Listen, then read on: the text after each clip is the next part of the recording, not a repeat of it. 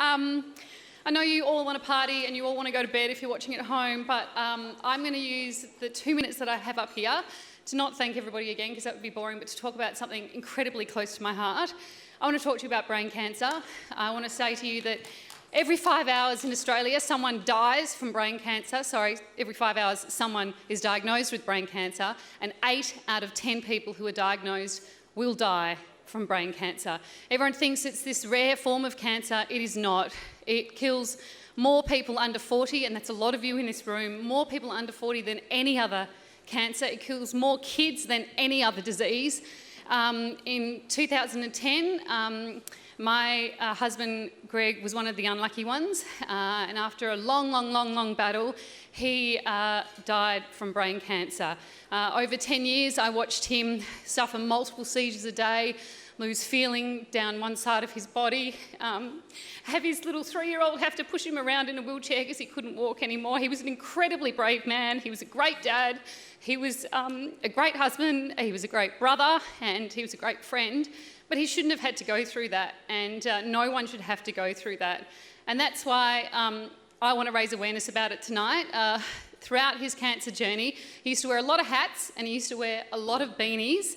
And that was because he felt embarrassed about his scars and his head. And I used to say to him, don't be embarrassed. Scars are really, really cool. And I said, and beanies are also really cool. And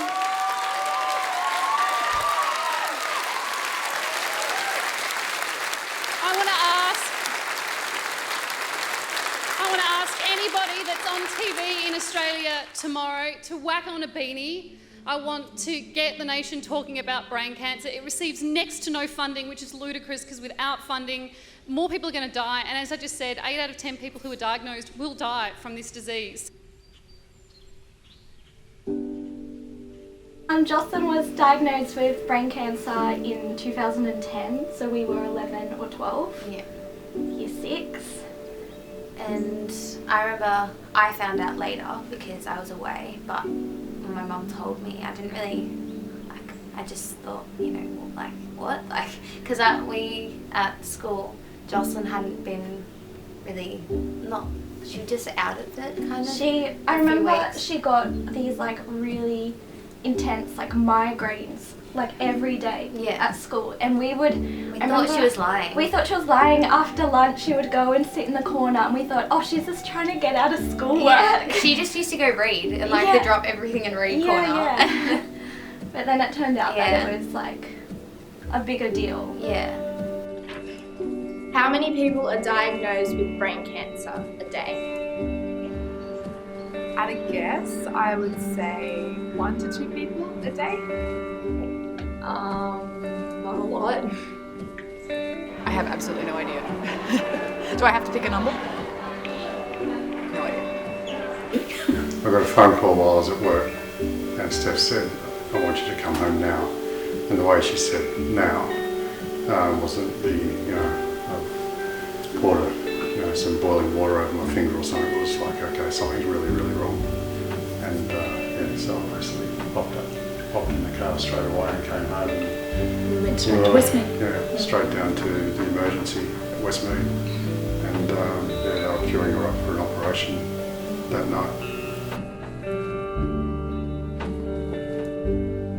But I found out from my mum as well. And I remember it was kind of this, I didn't know how to feel about it, because I'd never heard about brain cancer, or anyone, I never knew anyone else who was diagnosed with brain cancer. And so it was when it happened to someone you just didn't think it was a big thing. I just kept thinking, oh, but it's not that big of a deal, she'll be fine. Yeah. But and I actually didn't know it was cancer. My mum told me Jocelyn has a tumour in her brain, and I thought, I didn't even realise it was cancer until after Jocelyn had her operation to get rid of it. I didn't realise that a tumour was brain cancer. I didn't, and if my mum actually had told me it was cancer, I think I would have freaked out a lot more, because tumour, I was in year 6, I don't really know what that meant. I think you just, even if they said brain cancer, I just wouldn't even know about it, because no one speaks about it. I remember I've heard all things about breast cancer cancer, lung cancer, skin cancer, but I had never heard anything about brain cancer before. So it was kind of like one of those things that you just didn't really know how it was going to turn out. You didn't really know how big of a deal it was.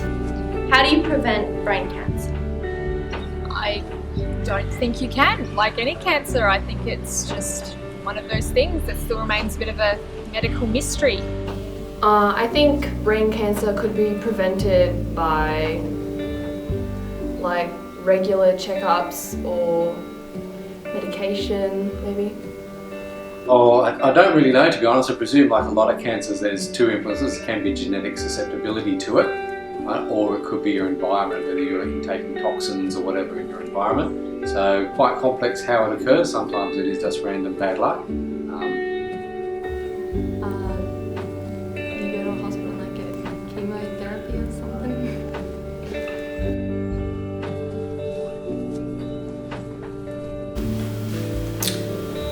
I think not knowing, and it not being you, it's almost easier if it's you, not someone else, and when it's your little baby, who's 11, but she's still my baby. Yeah, that was probably the hardest bit, and you're making decisions for someone else. Oh, she's still my baby. But yeah, I think that's the thing, it's the not being, when it's happening to you, it's okay, but when it's happening to someone else and you've got to make decisions for them as well. How often do you hear about brain cancer? Never. I don't really hear about it. Do you hear about it? No, only like once or twice a year. Not as often as other cancers, like the ones in the media are often like breast cancer awareness and things like that. So brain cancer is not really publicised as much. Quite rarely, actually. This is the first time I've heard of it for most of the year. I can't really recall hearing about brain cancer very often at all. I've very rarely heard about brain cancer.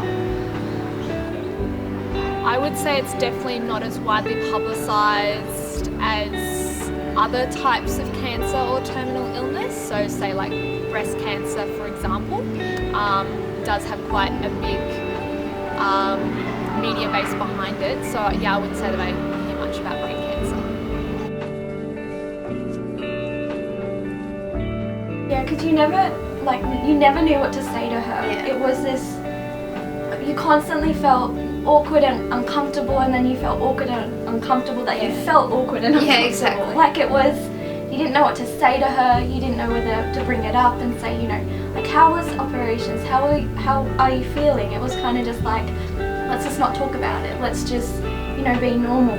And you wanted to be positive, because I remember when she told us, look, I can't go to year 6 camp, and we're like, oh no, what are you talking about? Because you kind of knew she couldn't as well, but you were like, oh, but I want to be positive for her. So we're like, oh, of course you can. Like, what are you talking about? You're going to go to year 6 camp. She's like, no, I really can't. And it's like, we didn't really know what else to do, because we wanted to be positive, but we realised that, there's nothing we can say. So. I think it's very important, because I think it's a lot more prevalent than we realise, and I think it is very hard to find treatments for a lot of the brain cancers, because drugs don't go across the blood-brain barrier, and that's half the problem with why the survival rates aren't as good as with other cancers. What is the likelihood of surviving after 5 years? I feel like maybe pretty high, because that's a long time to be without brain cancer.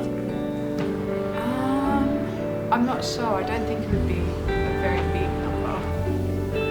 It'd be okay. I mean, it's like 5 years. It's not like 3 months.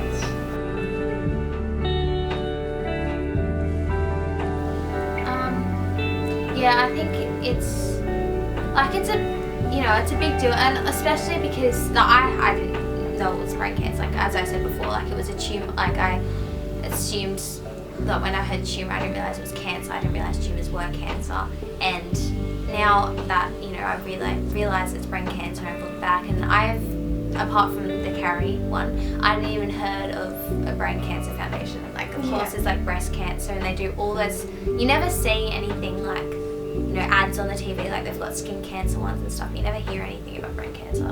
It's like you would, if you saw a weird mole on your skin, you would know to get that checked up. But if you got these horrible headaches, no one's ever told you should get brain scans. Like no one's ever said what the signs and symptoms are.